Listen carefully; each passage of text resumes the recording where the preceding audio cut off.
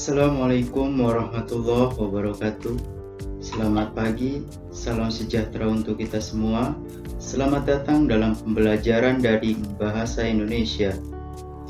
Pada pertemuan kali ini, kita akan membahas mengenai materi yang pertama dalam pembelajaran Bahasa Indonesia di semester ganjil ini di kelas 11, yakni materi tentang teks prosedur.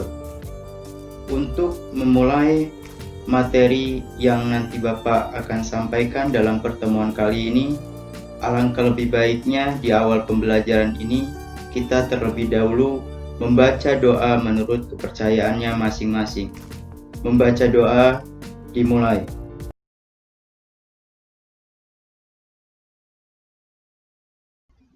Langsung saja dalam pertemuan kali ini, Bapak akan menyampaikan tentang karakteristik dari sebuah teks prosedur yang diantaranya ada beberapa karakteristik yang harus dipahami oleh kalian tentang apa itu teks prosedur dan lain sebagainya. Berikut adalah karakteristik dalam sebuah teks prosedur. Yang pertama yang nanti Bapak akan sampaikan yaitu tentang apa pengertian dari teks prosedur, tujuan teks prosedur, ciri-ciri teks prosedur, jenis-jenis teks prosedur, tahapan-tahapan dalam teks prosedur, struktur teks prosedur, dan macam-macam teks prosedur. Yang pertama yang kita bahas adalah apa pengertian dari teks prosedur.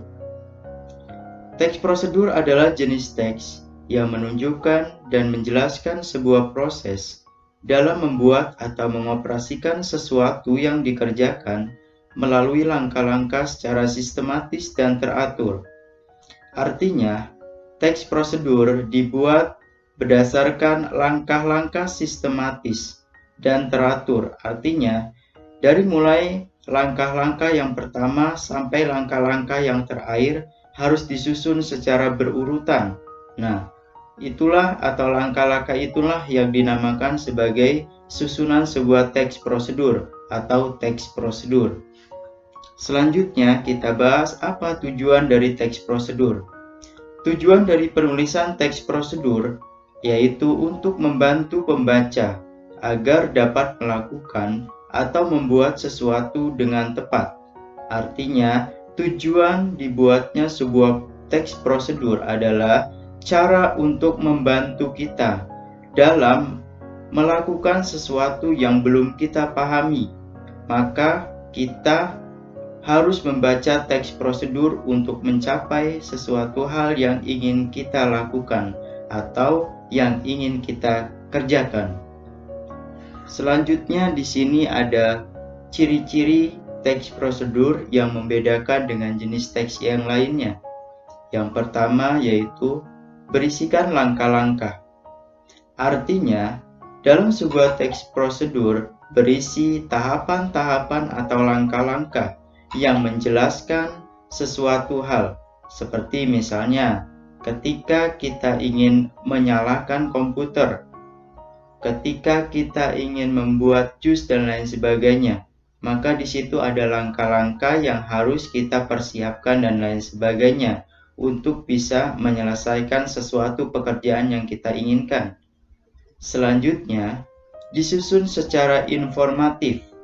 Artinya, teks prosedur dibuat untuk atau sebagai informasi yang disampaikan untuk pembaca. Artinya, teks prosedur ini dibuat untuk tujuan supaya pembaca memahami apa yang belum mereka ketahui ketika membaca teks prosedur, maka dia akan memahami hal itu. Selanjutnya, dijelaskan secara terperinci. Dalam teks prosedur ini perlu penjelasan yang dilakukan itu harus terperinci dengan tujuan supaya pembaca lebih memahami langkah-langkah apa yang disampaikan dalam teks prosedur itu sendiri. Selanjutnya, ciri-ciri dari teks prosedur adalah bersifat objektif, artinya berdasarkan sebuah kebenaran teks prosedur dibuat berdasarkan sesuatu hal secara faktual. Artinya, jangan sampai kita membuat teks prosedur dengan mengada-ngada. Selanjutnya, menggunakan syarat atau pilihan. Artinya, ketika kita membuat teks prosedur, maka kita harus adanya pilihan-pilihan. Ketika tidak bisa menggunakan hal yang satu, maka kita harus melakukan atau memberikan syarat yang lain untuk bisa dikerjakan. Nah, artinya ada pilihan-pilihan hal-hal yang harus dilakukan oleh seseorang yang ingin mengetahui atau melakukan sesuatu hal. Selanjutnya, kalimatnya jelas, logis, dan singkat. Selanjutnya, ada jenis-jenis teks prosedur. Dalam membuat teks prosedur, ada 3 jenis yang harus kita perhatikan ketika menyusun atau membuat teks prosedur. Yang pertama yaitu teks prosedur yang menjelaskan membuat sesuatu atau instruksi secara manual.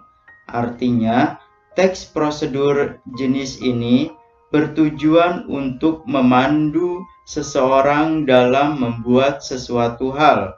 Contoh, tata cara membuat nasi goreng, tata cara membuat jus melon, dan lain sebagainya. Jenis yang kedua yaitu teks prosedur yang menginformasikan cara melakukan sesuatu.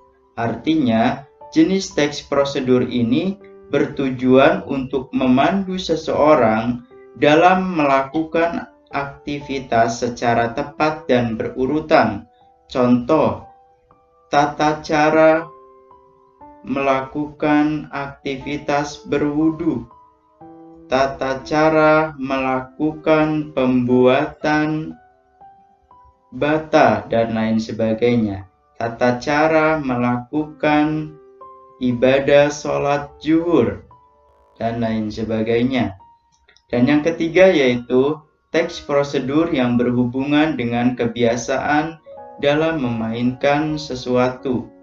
Artinya, jenis teks prosedur yang ketiga ini bertujuan untuk menyusun langkah-langkah dalam melakukan atau memainkan sesuatu, baik alat musik dan lain sebagainya. Contoh, tata cara melakukan atau tata cara memainkan alat musik gitar, tata cara melakukan atau memainkan alat musik piano, dan lain sebagainya. Selanjutnya, kita masuk ke dalam tahapan-tahapan pada teks prosedur. Dalam membuat teks prosedur, ada beberapa tahapan yang harus kita perhatikan atau yang harus kita pahami. Yang pertama di sini, menentukan topik prosedur yang akan disusun. Di awal pembuatan teks prosedur, yang harus kita pahami atau yang harus kita buat adalah topik apa yang nanti kita akan buat dalam teks prosedur ini. Artinya sebelum kita masuk ke dalam pengumpulan informasi, penyusunan langkah-langkah, dan lain sebagainya, maka hal yang lebih awal kita persiapkan terlebih dahulu adalah topik apa yang harus kita buat dalam pembuatan teks prosedur tersebut. Nah, setelah topik sudah kita tentukan, langkah atau tahapan yang kedua yang harus kita lakukan adalah mengumpulkan sumber informasi. Nah, pengumpulan sumber informasi ini bisa kalian lakukan atau bisa kalian mencari dari mana saja, baik dari media sosial, dari buku, dan lain sebagainya. Selanjutnya, yaitu mengembangkan informasi yang telah dikumpulkan ke dalam langkah-langkah yang saling berkaitan.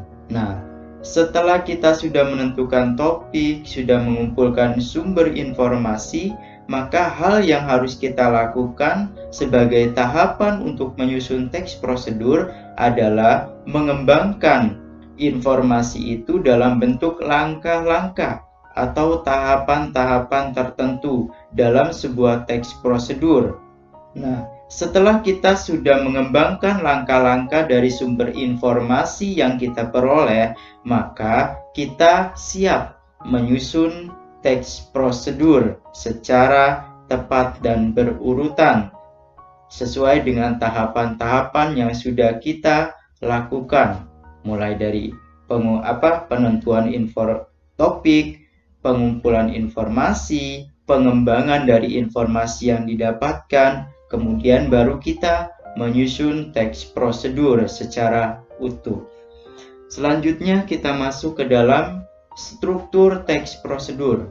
Nah, dalam struktur teks prosedur di sini ada 3 rangkaian yang harus kita pahami.